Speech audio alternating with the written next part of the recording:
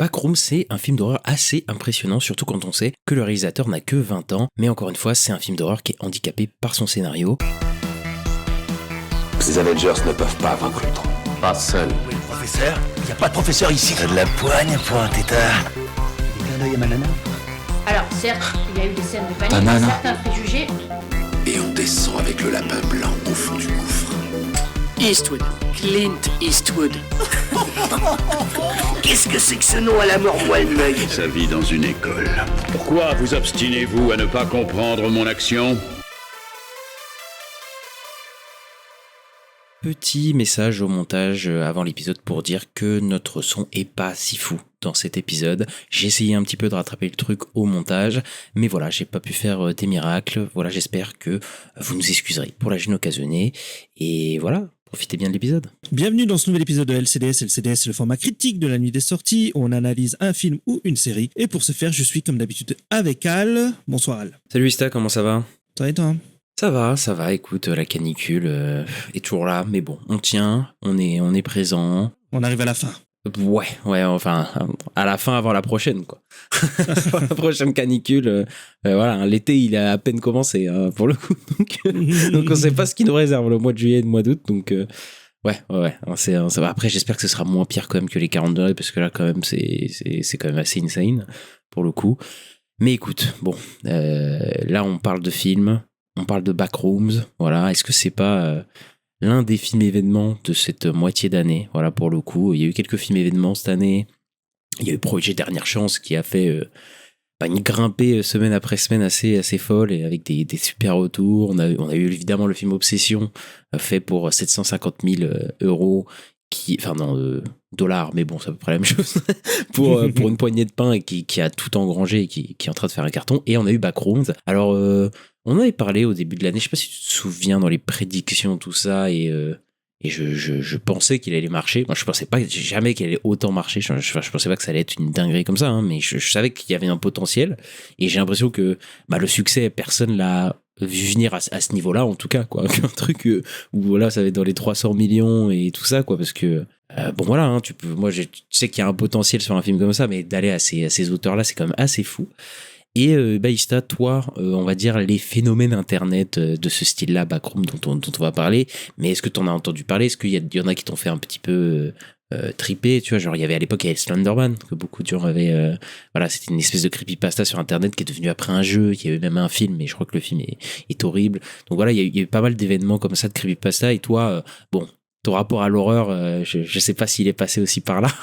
Pas du tout. Non, les backrooms, moi j'avais juste vu des images sur Twitter ou des trucs comme ça, quoi. Mais moi je suis passé complètement à côté de ce phénomène. En vrai, j'ai pas du tout suivi. J'étais peut-être déjà trop vieux pour suivre ces trucs, je sais pas. Mais ouais, j'ai pas. Je suis passé complètement à côté. Je t'avoue, j'ai pas le lore, j'ai rien du tout. Juste j'avais vu les images de.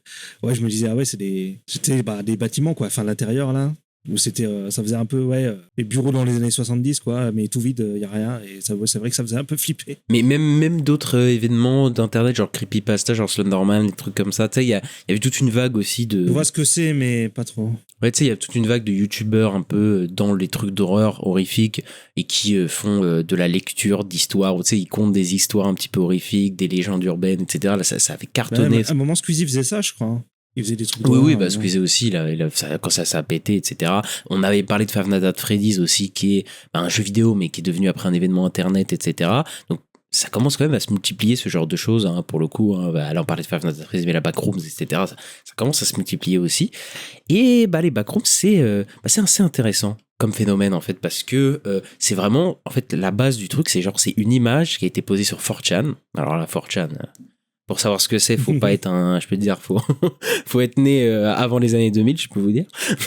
Je crois que ça existe encore, hein. Je sais pas si ça existe, enfin peut-être ça existe, mais en tout cas, tu sais, on n'en entend plus parler vraiment, quoi. On va pas se mentir. Voilà, c'est ça. Maintenant, voilà, c'est ça, c'est des trucs Reddit, etc. Et que c'est devenu, en fait, c'est quelqu'un qui a posé une image sur 4chan d'un espèce de bureau. C'est comme dans le film et c'est comme ce qu'on a vu, une simple image qui est devenue après une espèce de légende de Backroom. Et tout un lore a été créé, un lore un peu collectif, quoi, en fait, où tout le monde a ajouté sa petite pierre à l'édifice, a mis des règles au backroom, etc. Et c'est devenu vraiment une espèce de fausse légende urbaine, à l'image aussi des SCP. Je sais pas si tu avais connu aussi les SCP, la fondation LCP, où il y a plein de gens sur Internet qui ont commencé à créer des SCP, ces espèces de monstres, enfin d'entités, etc. Voilà, et de créer tout un lore comme ça. Et c'est vrai que c'est assez passionnant, en fait, à découvrir quand même comme phénomène Internet. Et Kane Parsons, alors qui c'est, c'était un jeune ado à l'époque de 15-16 ans qui a fait les premières vidéos entre guillemets sur les backrooms, qui a un peu donné le ton en fait de ce qu'est les backrooms en termes de vidéos sur YouTube. Il a fait plein de petites courtes vidéos sur YouTube qui sont vraiment bien faites, en fait, qui sont vraiment assez terrifiantes, quoi, pour le coup, alors que le mec avait genre 15 ans, 15 piges quand il a commencé à créer ça, mais c'était assez dingue. Ouais, parce que pour le coup, les vidéos sont vraiment bien faites, sont vraiment angoissantes, etc. Et enfin, il y avait vraiment un sentiment de claustrophobie, en fait, parce que les backrooms, c'est quand même un endroit assez fascinant, en fait, où t'as ces lieux qui semblent être communs, mais qui sont pas totalement communs, etc. Donc il y a une espèce d'angoisse qui peut se générer très facilement. Et les courtes vidéos qu'il a faites, en fait, sont hyper efficaces en termes de juste de court-métrage, en fait, pour le coup. Et c'est devenu un phénomène, parce que ces vidéos, qui sont aujourd'hui, 80-90 millions de vues, quoi, certaines vidéos qu'il a faites, quoi. Donc c'était vraiment, en vrai, tu pouvais voir un petit peu le succès arriver. Et A24 a mis un petit peu sa main dessus, quoi, parce ils sont quand même partis le chercher lui, quand même. Et ça, c'est un phénomène qui se fait de plus en plus, d'aller chercher des gens qui ont commencé sur YouTube et tout. Mais là, quand même, c'est un gamin de 20 ans. C'est quand même un gamin de 20 ans que tu vas chercher pour faire les backrooms, mais il y a une sorte de légitimité, même s'il le dit lui-même que les backrooms ça appartient à personne, c'est un phénomène un petit peu, voilà, Internet et tout, mais quand même il a quand même participé énormément au succès de ce phénomène Internet, et donc de le reprendre et tout, c'est quand même un geste assez fort, et c'est quand même un pari, hein. Alors après, le mec est encadré, le film est produit par genre James Wan, par des pontes comme ça, donc voilà, il a pas été envoyé comme ça dans le bain, mais c'est quand même assez impressionnant pour un premier film d'un mec de 20 ans qui va taper les 300 millions, qui est un film qui est plutôt bien reçu, etc. C'est quand même assez fou. Après, moi, j'ai pas vu ces courts-métrages, mais ouais, le fait qu'il a à peine 20 ans et qu'il fait déjà un énorme carton au cinéma, mais ça rejoint aussi un peu Obsession, où je crois qu'il est assez jeune aussi, le réalisateur d'Obsession. Mais c'est ça, il a 25 ans aussi, enfin c'est assez jeune aussi, donc c'est assez fou, quoi. Mais après, Obsession, faut se dire aussi que le gars qui a fait Obsession, il a déjà fait pas mal de courts-métrages, de longs-métrages sur YouTube et tout, hein, mais qui ont été déjà hyper appréciés, et surtout, son film a coûté 750 000 $, quoi. Ça, c'était pas le succès qu'il était censé avoir, quoi, tu vois, genre Obsession, alors que là, quand même, c'est un gros studio, quand même, A24 maintenant, même s'ils essaient de se dire que c'est des studios indépendants, ils sont plus si indépendants que ça, A24, hein, ça fait faire Elden Ring et tout, non, c'est fini. Ouais, je te jure. Voilà, on verra ce que ça donne et tout. Donc ils sont quand même, maintenant, ils sont quand même bien plus, c'est plus le petit studio, et d'ailleurs, Backroom est devenu le film le plus qui a rapporté le plus d'argent d'A24 de chez eux, quoi. Donc ça reste un studio qui continue de cartonner, mais ils cartonnent aussi parce qu'ils font beaucoup de petits et moyens métrages en termes de budget, et c'est ça aussi qui leur marque de fabrique, c'est qu'ils arrivent à brander un petit peu certains films et à leur donner une exposition assez bonne, et que le film soit un carton. Genre 2 dramas cette année, ça a plutôt bien marché, en fait, pour le coup, alors que c'est des films qu'on voit plus tellement, quoi. Et en plus, bon, A24, je suis pas fan de tout, parce que des fois t'as un peu l'impression qu'ils sont un peu en pilotage automatique, et des fois d'ailleurs ils brandent certains films A24 alors que c'est pas des films techniquement A24, c'est des films qui distribuent, mais ils savent très bien dans leur stratégie quel film aller chercher pour les brander A24, etc. Donc c'est un peu devenu toute une marque, de toute façon. Oui, c'est vrai. Bon, après ils ont eu quelques échecs, hein, le Smashing Machine, bon, ça a pas trop bien pris, sûr, quoi. oui, bien sûr. Après, ils ont comme comme tous les studios, ils ont eu quelques films qui sont un peu moins. Mais après, même leurs films qui sont qui marchent pas trop, quoi, ça reste des films un peu moyen budget. Et comparé à tous les films qui ont marché, franchement, ils s'en sortent plutôt bien, quoi. En fait, à chaque fois, quoi. Ils ont quand même le nez fin, quoi, pour le coup. Là, leur plus gros budget qu'ils ont eu, ça doit être Partie Suprême, je pense. Ils ont pas fait plus gros pour l'instant. Partie Suprême aussi, en termes de box-office ou en termes de budget? Non, budget. Mais je sais pas si c'est Civil War ou c'est l'un des deux. En tout cas, c'était ça vraiment les plus gros, quoi, pour le coup. Et Marty Supreme, c'est vrai que c'était assez surprenant aussi, toute la campagne qu'il y a eu, etc. Et après que le succès plutôt du film. Et là, je pense que ça va être Elden Ring, de toute façon, là, je pense qu'ils vont sortir quand même le portefeuille, je pense, pour Elden Ring, pour faire un truc. Ça y est, ça va être le premier blockbuster d'A24, parce que pour l'instant, on peut pas dire qu'il y a vraiment eu à blockbuster, quoi, mais là ça va être le cas, je pense. Oui, là c'est sûr et certain, parce que je crois que ça a été même annoncé que c'était 100 millions, un truc comme ça. Après, je crois pas que ça va coûter 200 patates, mais dans tous les cas ils vont quand même débourser, et puis surtout il y a grande chance que ça marche vraiment bien, hein, pour ceux qui savent que voilà, Elden Ring c'est comme une franchise enfin une franchise, un jeu vidéo en tout cas qui a extrêmement marché. Donc il y a vraiment un potentiel. Et de toute façon, on verra ça. C'est en 2028, je crois. Oui, c'est ça. C'est pas l'année prochaine, c'est l'année d'après. Et bah voilà, et bah voilà, revenons au backroom. Voilà, Ista, on va complètement tomber dedans, si je puis dire. Le film, on va en parler, mais avant, j'en profite pour vous dire de pas hésiter, en tout cas, à vous abonner, à nous suivre, à nous mettre 5 étoiles. Voilà, c'est très important, en fait, pour le référencement et pour notre podcast. Donc voilà, je prends ce petit moment pour vous le dire. Et on va passer au film. C'est magnifique. Pas vrai? Y a quelqu'un?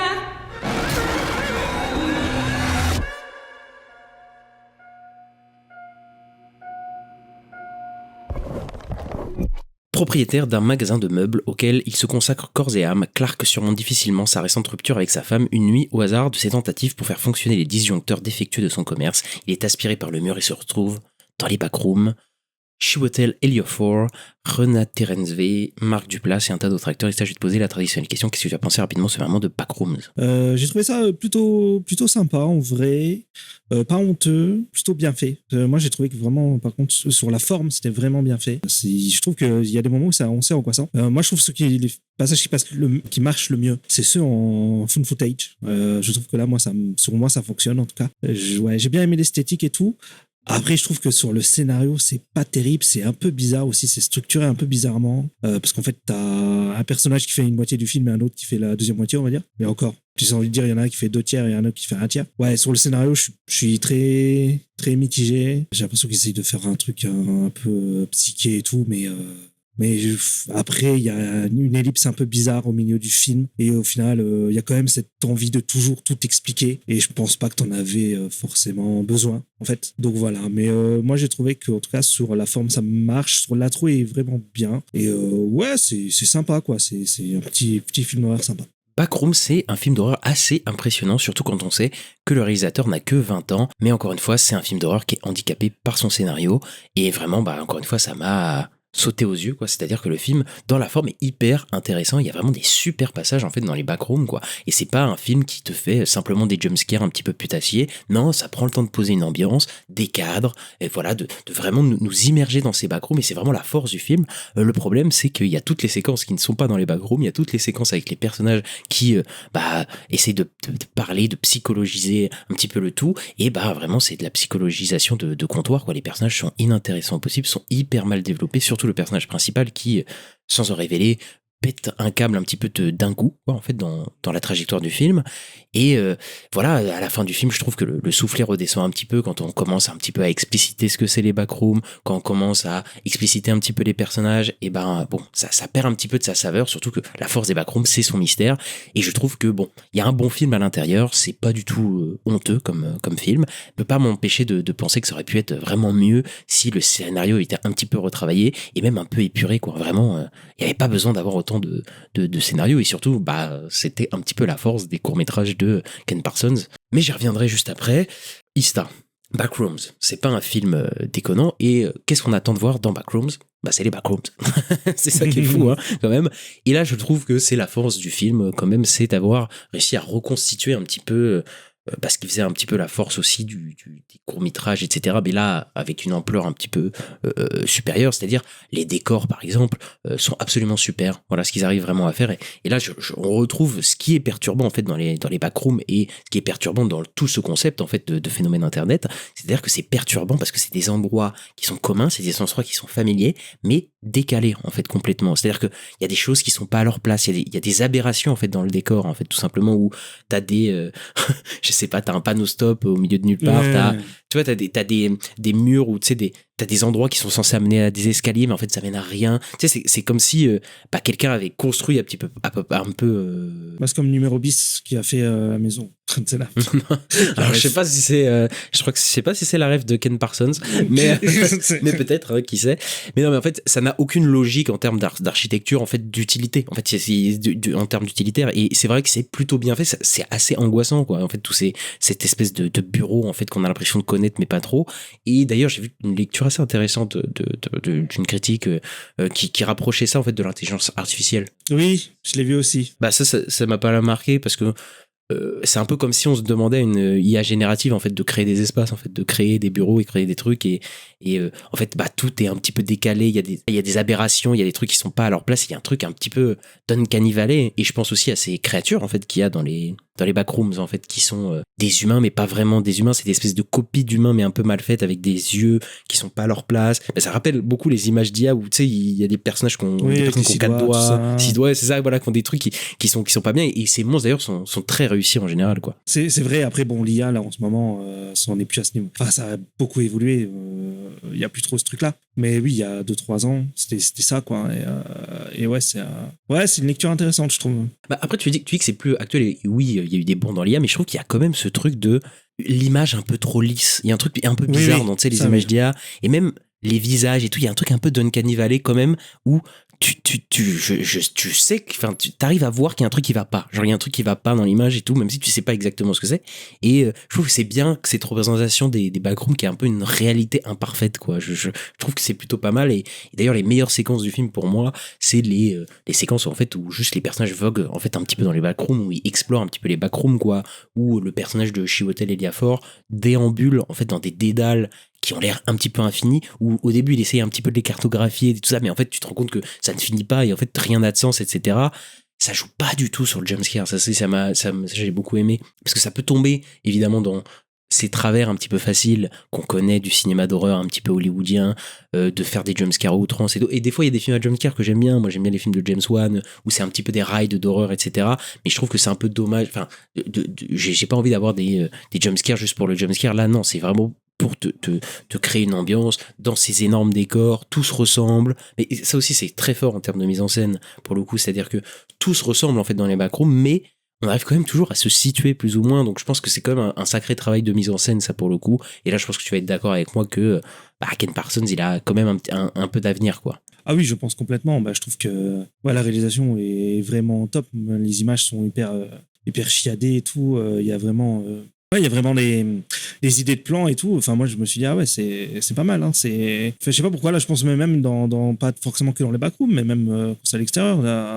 Il y a un plan où tu vois un mec avec un caddie, là, je sais pas pourquoi, elle m'a marqué cette image, mais tu vois, enfin, je trouve qu'il y avait c'est super bien filmé. Ce que je trouve intéressant, et surtout même dans ce que tu viens de dire, et là que je trouve qu'il est très intéressant dans le film, c'est que c'est la manière dont il filme l'extérieur et l'intérieur des backrooms, parce qu'il les filme à peu près de la même manière. Et là où on sent pas en fait le passage dans le monde un petit peu, tu vois, le monde d'à côté quoi. Et je trouve que dans ce que le film traite et dans la représentation des backrooms en fait qu'il en fait, que en fait l'extérieur des backrooms et l'intérieur des backrooms soient filmés avec la même genre de bizarrerie, je trouve le même genre de vide, je trouve que ça fait vraiment c'est hyper bien de lier les deux univers comme ça en fait dans ce que le film fait comme représentation des backrooms vis-à-vis de la réalité en fait, que en fait que les backrooms et la réalité en fait sont pas si éloignés que ça en fait dans le vide existentiel dans lequel les personnages peuvent s'y jeter quoi en fait. Et je trouve que c'était vraiment une bonne idée, tu vois, pour le coup de pas juste séparer visuellement les deux endroits quoi.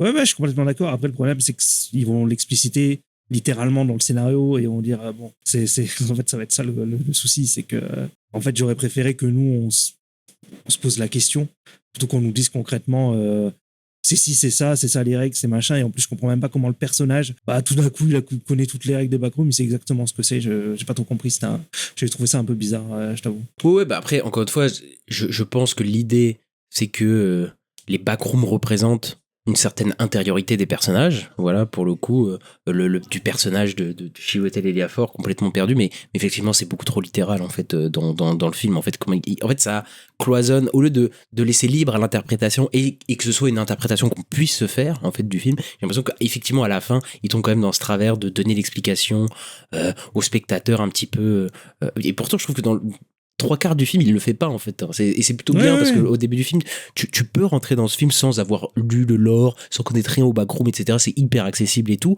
mais je trouve que cette idée de en fait de casser un petit peu le mystère, parce que ça casse pas entièrement le mystère, il reste des trucs, mais c'est vrai que c'est un peu trop explicite, et pendant les 3/4 du film c'est ça qui est cool, c'est le mystère, c'est le truc que tu sais pas en fait, tu sais exactement ce que c'est, et même t'as peut-être pas forcément envie de savoir. De toute façon dans ces films là, est-ce que t'as envie de savoir le mystère de qu'est-ce que c'est les backrooms? Ça forcément, comme tous ces trucs genre Lost, tous les trucs comme ça, dès que tu vas commencer à savoir le mystère, ça va perdre son charme, c'est sûr et certain, ça va commencer à perdre son charme, et voilà. Et donc du coup je pense que il ne faut pas donner vraiment d'interprétation trop littérale, et je trouve que ça limite énormément le propos que ça pourrait avoir, les interprétations tout simplement des gens, quoi, pour le coup, quoi. Et en plus l'explication, ouais, enfin c'est pas folle. Je trouve ça un peu cloisonnant, etc. Et même le film est un peu gros sabot, et on y reviendra plus tard parce que je veux quand même qu'on reparle un peu des qualités des certaines séquences et tout ça, mais au niveau des personnages, prendre une psychologue et un architecte pour représenter tout ça, enfin je trouve ça un peu lourd, quoi, dans le scénario. mais je reviendrai, quoi. Mais pour revenir quand même au point fort, quand même, dans ces moments où on arrive, je pense que ce qui rend en fait tous ces backrooms, etc., assez angoissant aussi, c'est l'utilisation, quelle utilisation est en fait sa caméra, en fait. Parce que j'ai dit qu'il y a évidemment un vrai travail sur les décors, mais un vrai travail sur la symétrie, en fait. Et c'est hyper frustrant, en fait, de voir un décor qui est pas en fait symétrique en tant que tel, quoi. Il y a toujours des aberrations, mais en même temps qui est filmé avec une symétrie totale, comme un peu à la Shining ou un truc comme ça, et je trouve que ça rend le truc un petit peu angoissant. Et souvent c'est filmé en grand angle, en fait. Le grand angle, c'est utiliser une focale un petit peu courte qui déforme un peu l'espace autour des personnages, et ça les isole un petit peu dans le décor, mais ça fait vraiment ressortir le décor comme vraiment étrange, quoi. Donc je trouve que vraiment il a vraiment il est fort, quoi, en fait, Ken Parsons pour filmer ça, et on sent qu'il connaît vraiment son univers. Et toi d'ailleurs, t'as dit la meilleure séquence du film, pour toi, c'est le moment fan footage, quoi. Ouais, moi j'aime beaucoup il y a ça un peu au début du film, hein, il me semble. C'est du fan footage, je sais plus. L'intro, il me semble. Oui, non, mais c'est vrai, oui. Après, c'est peut-être parce qu'il y a un côté, je sais pas, plus réaliste quand il y a un côté fan footage et tout. C'est moins cadré, il y a un truc peut-être plus humain, je sais pas. Sur moi, ça m'angoisse, en fait, tout le passage là, avec le mec avec la corde et tout. Bon, après, les personnages du couple de jeunes là, bon, au final, on les connaît pas trop. Je trouvais que c'était assez angoissant, et toute la séquence là qui dure pas mal de temps, hein, en vrai, au milieu du film. Ouais, j'ai trouvé vraiment réussi, quoi. J'ai trouvé ça, moi, j'étais pas bien, quoi. Alors, je suis d'accord avec toi, hein. Je pense que c'est une des meilleures séquences aussi du film, même si je pense qu'il faut encore une fois, dans ces films-là qui sortent, il faut suspendre un petit peu son incrédulité sur le fait que le perso filme tout, lâche pas la cam, que la cam soit posée pile au bon endroit pour que ça fasse le bon angle exactement, etc. Même si là, le problème que j'ai le plus, à part ça, parce que ça c'est des trucs un petit peu attendus, c'est pourquoi en fait on voit ces images. C'est-à-dire que on faisait l'image en fond footage, mais personne n'a trouvé ces images. Donc techniquement, pourquoi on montre ça? Donc ça n'a pas de sens d'avoir ce point de vue-là. Pour le coup, parce que les fan footage, c'est des images littéralement retrouvées. Et là, tu te retrouves avec cette séquence, tu te dis, mais pourquoi on a les images de cette caméra-là? Donc ça n'a pas trop de sens. Mais en termes d'horreur, etc., la scène fonctionne très très bien, et ça rappelle énormément ce qu'il faisait, évidemment, en court-métrage, et ce qui marquait, en fait, en court-métrage, parce que le fond footage, en fait, ça cloisonne énormément, quoi. C'est-à-dire que le sentiment claustrophobique, il y est encore plus, quoi. En fait, à ce moment-là, quoi. C'est-à-dire qu'on est bloqué avec lui, avec sa caméra, etc. On a l'impression qu'en plus à ce moment-là, il se retrouve bloqué littéralement dans les backrooms, il peut pas ressortir là, etc. Donc c'est vraiment plutôt pas mal, et ça joue vraiment bien. Et ça, c'est pas par rapport au fond de footage ou quoi, mais c'est-à-dire que on n'en fait pas trop. En fait, là, on voit pas grand-chose. C'est-à-dire qu'il y a beaucoup de travail sur le hors-champ, en fait, sur ce qu'on voit pas, sur le bruit, sur des trucs un petit peu aux alentours et tout. Et là, je retrouve l'efficacité du gars, en fait, qui a fait YouTube, et qui a fait avec des moyens du bord, pour le coup, des courts-métrages qui sont vraiment géniaux, juste sur la suggestion, en fait. Moi, je l'ai pas vu, mais Blair Witch, c'était pas un peu ça, le tout premier? Oui, complètement. C'est ça, c'est le fond de footage où on entend des bruits dans la forêt, etc. Après, sur des gens, ça marche pas. Mais moi, je trouve que le pouvoir du hors-champ est très très fort, en fait, au cinéma, hein. Et pas forcément que pour les films d'horreur, mais dans les films d'horreur, effectivement, ça peut être assez flippant de faire, de toute façon, on le dit souvent, mais de faire le travail soi-même. C'est-à-dire que si tu mets un truc hors-champ, tu sais pas trop ce que c'est, tu le montres pas, c'est le spectateur qui va lui-même s'imaginer ses pires peurs, en fait, dans cet inconnu, quoi. Donc ça marche extrêmement bien, même s'il y a des films, évidemment, où qui te montrent l'horreur, mais qui arrive vraiment The Thing de Carpenter. Moi, je trouve que c'est un film absolument horrible, tu vois, sur les trucs qu'on voit, pour le coup. Enfin bref, il y a plein d'exemples comme ça, mais je trouve que ça, on retrouve l'efficacité du gars et le côté claustro, quoi. Mais par contre, le truc que je trouve qui marche moins bien, c'est deux choses. C'est la fin en termes d'horreur et un principe de scénario, pour le coup. C'est qu'en fait, ils font un film assez long. Et le problème, c'est que tu dois faire un film de 2 heures, et en fait, t'es pas bloqué dans les backrooms, en fait, pendant longtemps, quoi. C'est-à-dire que le principe claustrophobique, et dans les courts-métrages, c'est ça, c'est en fait, tu tombes dans les backrooms. C'est genre, tu marches dans la rue, puis boum, tu tombes dedans, et tu sais pas, tu te retrouves dans un endroit, et t'es bloqué, en fait. Et c'est ça dans les courts-métrages. Tu peux pas revenir. C'est que tu ne sais pas, et donc t'es obligé d'explorer les backrooms, pour essayer de t'en sortir, de savoir ce qui se passe et tout. Et en fait, là, le gars, en fait, pendant une partie du métrage, il rentre, il sort, il fait sa petite vie, il prend son petit truc, et donc je suis un peu en mode, le principe claustrophobique, il est beaucoup moins efficace. Parce qu'en fait, encore une fois, ils doivent avoir une histoire. Du coup, on a des passages en dehors des backrooms et je trouve que ça ralentit le tout. Alors que toi, tout ce que t'as envie, mais c'est d'être dedans, quoi. Et dans ces backrooms, quoi, en fait, pour le coup. Et c'est ça qui marchait bien dans le court-métrage. Une fois dedans, t'es enfermé, et bah, t'es bloqué et la claustrophobie marche, quoi. Et la fin, moi, je trouve que la dernière partie du film, là, on retrouve en fait les passages obligés un petit peu du film d'horreur où on va te montrer un monstre effrayant en grand, etc.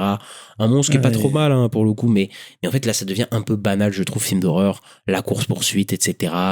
Et je trouve que ça fonctionne beaucoup moins que juste les séquences en fait lentes d'exploration, en fait des backrooms. Là, ça devient juste une course-poursuite que t'as déjà vu dans 50 000 climax de films d'horreur, etc. Et en plus, un peu décevante cette course-poursuite, moi je trouve, parce que en fait, moi, je me suis dit, ah, putain, elle va courir, elle va traverser plein de backrooms différents. Et en fait, je trouve que ça exploite pas tant l'espace que ça, en fait. C'est cette course-poursuite, quoi. Non, parce qu'elle retourne donc juste dans le. Bah, c'est le magasin de meubles qui est un peu le décor principal, j'ai l'impression. Enfin, de l'histoire. Enfin, principal. Pas vraiment, c'est les backrooms, mais.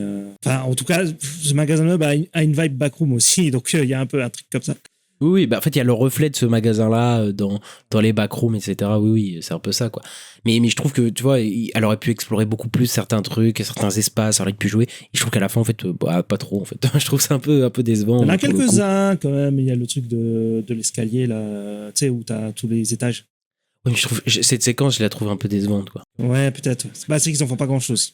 Tu vois, j'ai l'impression que t'as même pas le côté vertige où en fait elle va tomber et tout, c'est juste la séquence un peu molle et tout.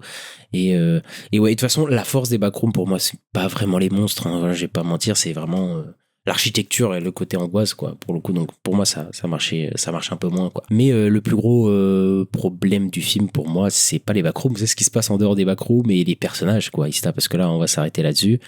Le film a un problème, c'est que c'est un.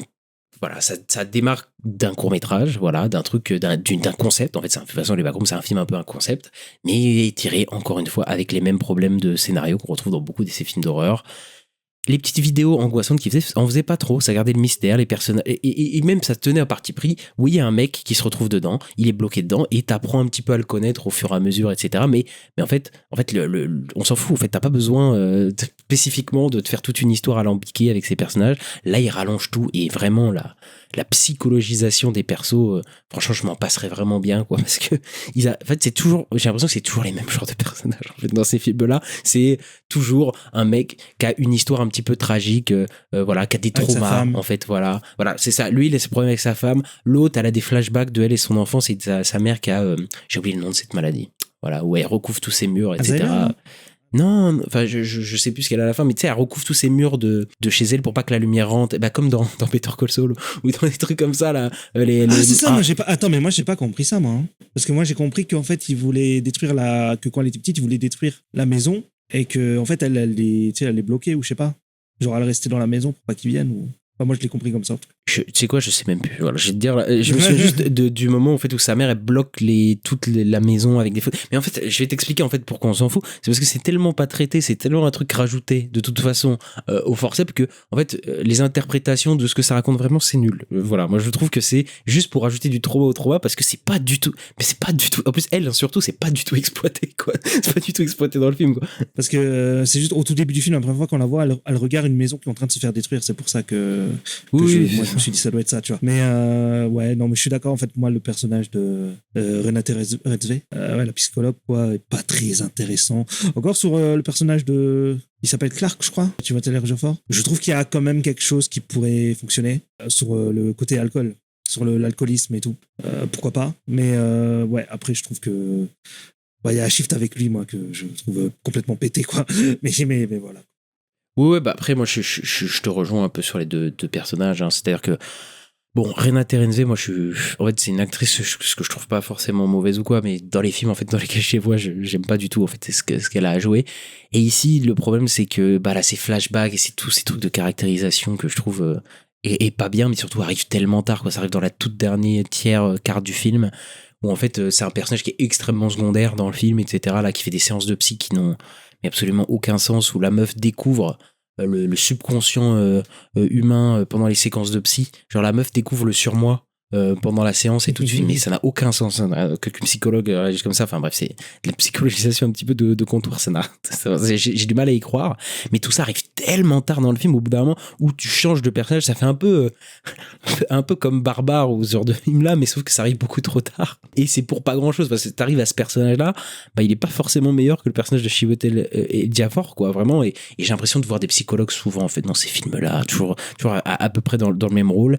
Et moi, je suis désolé, mais je trouve qu'elle joue pas très très bien en anglais. Et je sais pas si c'est la direction d'acteur ou quoi, ou peut-être ma haine de son valeur sentimentale qui revient sur ce personnage et du fait que je l'aime pas du tout. Mais après, je la trouvais pas qu'elle jouait mal dans valeur sentimentale ou quoi, en vrai, dans les films de Joachim Trier. Mais là, vraiment en anglais, j'ai trouvé qu'il y a des scènes où ça jouait pas forcément bien, même avec Chiwetel Ejiofor, etc. Mais en même temps, cette scène de repas à la fin, je la trouve très très très dure à bien jouer quoi. Je trouve à ce moment-là c'est très très compliqué pour le coup, parce que Chiwetel Ejiofor c'est lui qui a une trajectoire en fait dans le film, et en fait sa trajectoire en fait c'est pas qu'elle a pas de sens, parce qu'en fait que le personnage tombe un petit peu dans la folie progressivement, on montre au début qu'il a des problèmes dans sa vie, qu'il a des problèmes d'être dans le déni, etc.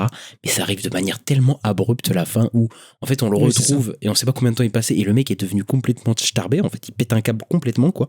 Genre il y a un gros problème de construction dans son personnage en fait. Oui, bah complètement. C'est ça, c'est que en fait, il explore les backrooms et tout. Il se passe un truc où il se fait attaquer. En fait, tu sais pas ce qui s'est passé et tu reviens, le mec, il est complètement fou. Il connaît toutes les règles des backrooms. Mais pourquoi? Qu'est-ce qui s'est passé? Enfin, moi, j'étais un peu comme ça. Mais attends, comment ça se fait qu'il est devenu comme ça d'un coup? Bah en fait, on dirait que t'as l'impression que t'as le début du parcours du perso et la fin. Mais en fait, il manque tout un développement au début où le mec sombre petit à petit dans la folie, parce que tu te dis.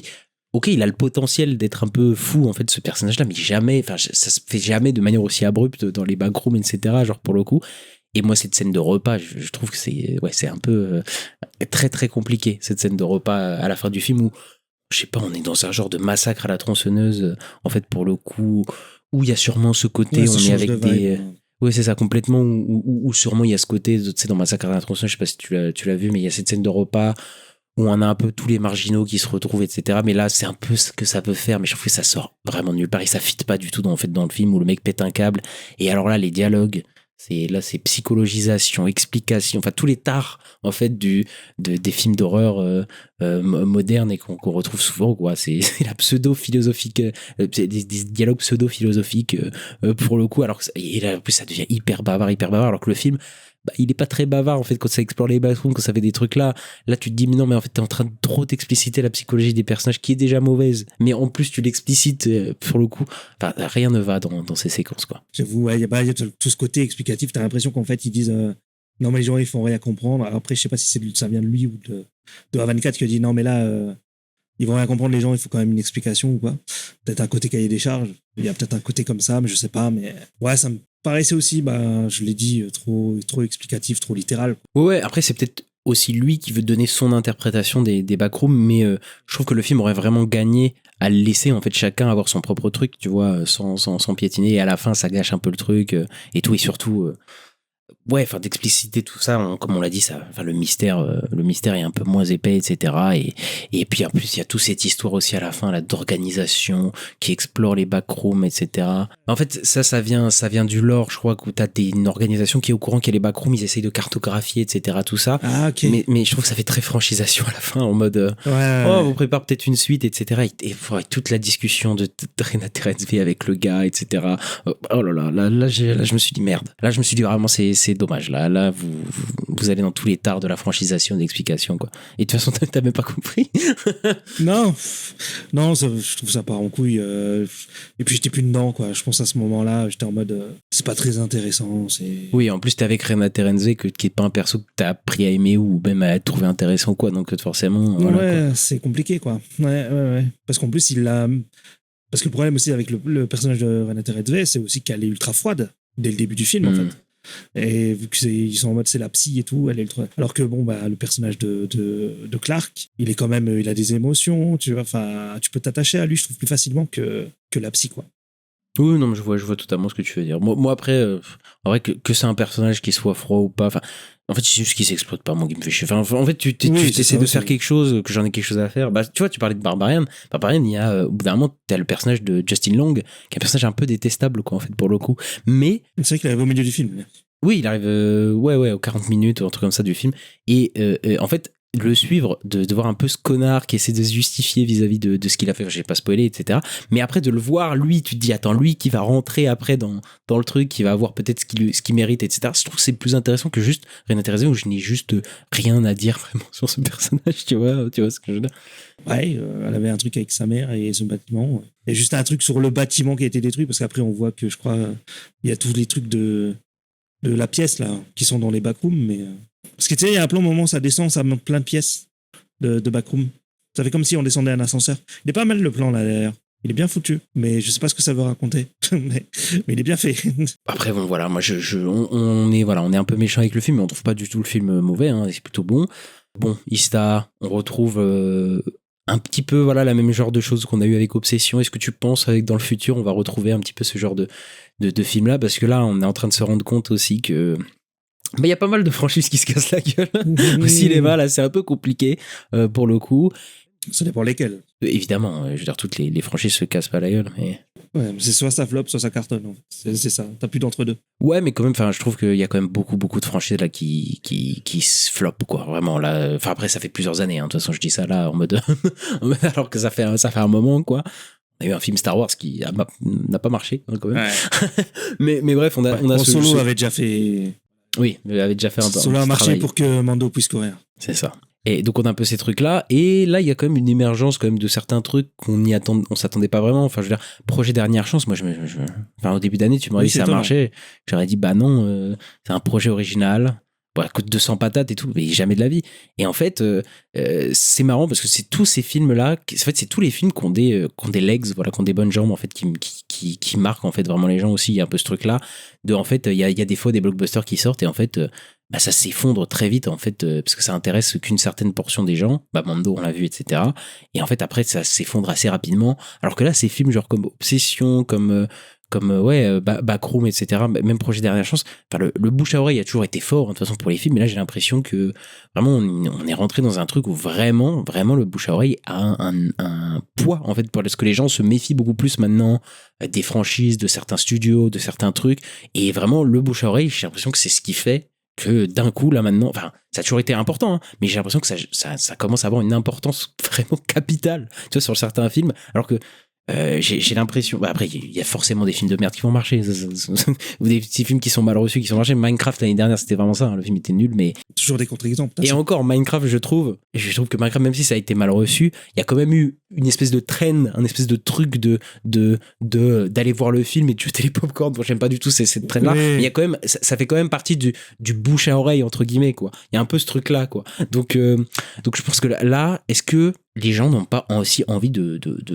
films originaux, hein, et ça veut pas dire que les franchises vont disparaître, mais là je suis quand même en train de me dire, là on a Backroom 300 millions, Obsession 300 millions, Projet Elmian qui est presque à 700 millions. Je dis mais attends, il se passe peut-être un truc là, vraiment, tu vois, un vrai bouleversement, même si j'ai peur que de toute façon les studios, ce qu'ils vont se dire, c'est ça marche, on va faire des suites, des trucs originaux, de se dire voilà, pour le coup, donc bon, mais ça, en tout cas ça me fait plaisir parce que récemment, j'ai pas le souvenir que autant de projets originaux aient marché à ce point-là, quoi, tu vois. Ça, c'est vrai, mais je pense pas que ce soit aussi binaire, parce que par exemple, il y a eu le nouveau Spielberg.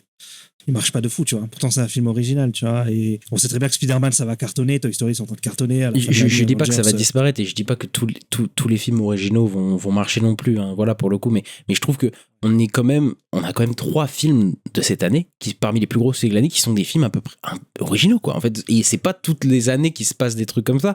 Et après, par exemple, pour le Spielberg, ça revient le bouche à oreille.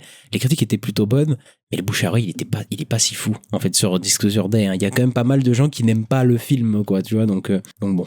Oui. Non, mais par contre, c'est vrai que le truc du bouche à oreille, mais je crois qu'on l'a déjà remarqué il y a déjà quelques années avant aussi, hein, sur les blockbusters même et tout, quand la deuxième semaine ça s'effondre, c'est compliqué, quoi. Tu vois, donc il y a ce truc-là. Donc ça me fait peur pour Supergirl, mais bon, écoute, ça c'est une autre histoire. mais... Ouais, non, ça va pas marcher.